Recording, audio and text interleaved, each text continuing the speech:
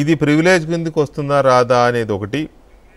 తర్వాత చాలామంది ఎమ్మెల్యేలు కూడా కంప్లైంట్ చేసినట్టున్నారు బహుశా స్పీకర్ కార్యాలయానికి. బయట పోలీస్ స్టేషన్స్లో కంప్లైంట్లు అయినాయి. దీని మీద మీ ఒపీనియన్ ఏంటి?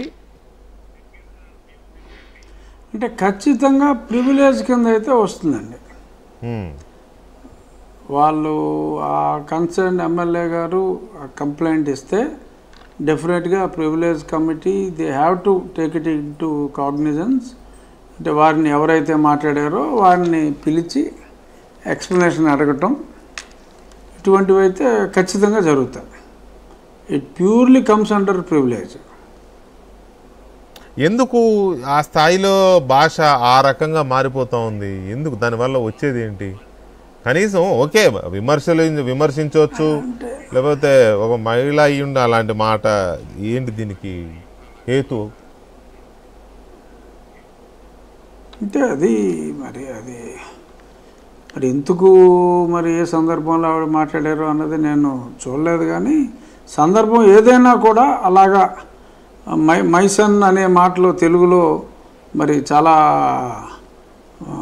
చాలా బూత్గానే అందరూ పరిగణిస్తారు. అది ఏ ప్రాంతం అయినప్పటికీ కూడా కొన్ని రాయలసీమలో మామూలు మాటలుగా భావించే మాటలు కొన్ని ఉంటాయి, మనకి బూతులుగా ఉండేవి. కానీ ఆ పర్టికులర్ వర్డింగ్ అనేది ఐ థింక్ ఎక్కడ ఉన్నా కూడా అది కొంచెం బూతు అర్థమే ధ్వనిస్తుంది. డెఫినెట్గా అది ఎమ్మెల్యేల ప్రివిలేజ్కి సంబంధించిన అంశం. మాజీ ఎమ్మెల్యే పైగా మాజీ మంత్రిని అలా మాట్లాడటం అనేది మరి దురదృష్టకరం. అది మరి పార్టీ నాయకులు ఎంకరేజ్ చేస్తే వారు అలా మాట్లాడారా, స్వయంగానే మాట్లాడారా, ఎలా మాట్లాడినా కూడా వారు అలా మాట్లాడటం అనేది అంటే ఇతర పరాయి మగాళ్ళని తోడబుట్టిన వాళ్ళు కాకుండా, తోడబుట్టిన వాళ్ళు కడుపును పుట్టిన వాళ్ళని కాకుండా ఇంకెవరిని నా కొడుకులన్నా అది మహిళలు ఆ మాట అంటే అది చాలా చాలా పెద్ద బూతు. వాళ్ళకి అస్సలు పనికిరాని పదం అది. వాళ్ళకే వాళ్ళ అనిపించుకున్న వాళ్ళ మాట పక్కన పెట్టండి, అన్న వాళ్ళకే అది చాలా పెద్ద నెగిటివ్ కదా ఒకటి. రెండోది ఆమె అన్న ఆ మాట హౌజ్లో ఉన్న 175 మందికి వర్తించుద్ది. కూటమి 164 మందికి మాత్రమే కాదు కదా, మిగతా 11 మందికి కూడా వర్తిస్తుంది కదా.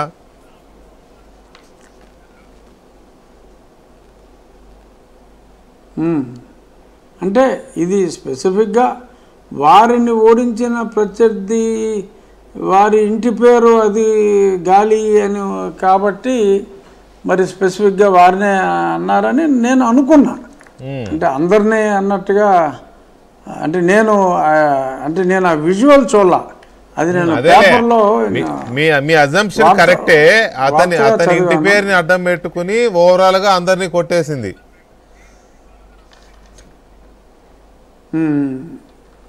అది అంటే మరి అలా అన్నప్పుడు మీరు అన్నట్టు ఆ 11 మందికి కూడా అది అప్లికబుల్ అయినప్పుడు అది విపరీతంలో మరీ విపరీతం. ఎందుకంటే సాక్షాత్తు వారి నాయకుడిని కూడా మరి వారు ఆ రకంగా సంబోధించినట్టుగా అనే అర్థం వస్తే కనుక అది అత్యంత వైపరీత్యం. బట్ ఈవెన్ ఆ ఒక్కరినే అన్నట్టు నేనైతే భావిస్తున్నా. బట్ అది ఇప్పుడు ఒకసారి ఎలక్షన్ అయిన తర్వాత ఇంకా రాజకీయ విరోధాలన్నీ అది సమంజసం కాదు. మరి అది వారి వ్యక్తిత్వానికే మనం వదిలేయాలి. మరి అందులోనూ మరి ప్రముఖ నటి మరి 2 సార్లు ఏదో ఎమ్మెల్యే చేశారు, మంత్రి చేశారు. మరి ఆవిడ విచక్షణకే వదిలేయాలి. మేబీ చూద్దాం మరి ఏమన్నా ఒకవేళ ప్రివిలేజ్ టేకప్ చేసిన తర్వాత వారు సారీ అంటే మరి అంటే బాగానే ఉంటుంది. అది అట్లీస్ట్ పోగొట్టుకున్న సభ్యతా సంస్కారాలు తిరిగి అలవర్చుకున్నట్టు అవుతుంది. So that it self is also a good మార్పు, మంచి మార్పు అయితే జరిగితే. కానీ అంత ఈజీ కాదులే, సారీ అని చెప్పడం ఒప్పుకోవడం అంత ఈజీ కాదులే. కానీ సరే, ఎందుకంటే ఇటువంటి మాటలు మాట్లాడినప్పుడు